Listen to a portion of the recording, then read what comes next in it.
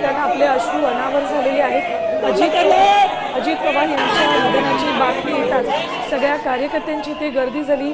कुणालाही अश्रू आवडणं शक्य नव्हतं आणि आता रोहित पवार इथे येताच या सगळ्याच कार्यकर्त्यांच्या अश्रूंचा बांध फुटलेला आहे। एकीकडे आजच्या अधिवेशन आजपासून अर्थसंकल्पीय अधिवेशन सुरू होत असल्यानं पवार कुटुंब दिल्लीत होतं, मात्र ही बातमी कळताच पवार कुटुंब दिल्लीतून बारामतीच्या दिशेनं रवाना झालेलं आहे आणि इथे कार्यकर्त्यांची मोठी गर्दी व्हायला लागलेली आहे।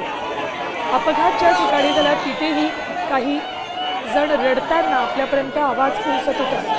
आमदार रोहित पवार इथे पोहोचताच कार्यकर्त्यांना आणि स्वतः रोहित पवार यांनाही अश्रू अनावर झाले। आपण पाहिलं जिल्हा परिषदेच्या निवडणुकांच्या पार्श्वभूमीवर अजित पवारांच्या आज बारामतीमध्ये वेगवेगळ्या ठिकाणी 4 सभा होणार होत्या आणि या सभांसाठी ते बारामतीमध्ये विमानातून येत होते आणि याच वेळी सकाळी 8:45 ते 9च्या सुमारास त्यांचा अपघात झालेला आहे। तर मोदी शहांनी फोनवरून फडणवीसांशी चर्चा केल्याची देखील माहिती समोर येते। या अपघातासंदर्भात पंतप्रधान नरेंद्र मोदी आणि अमित शहा यांनी फोनवरून देवेंद्र फडणवीसांशी चर्चा केलेली आहे आणि त्यांच्याकडून अधिक माहिती घेतली।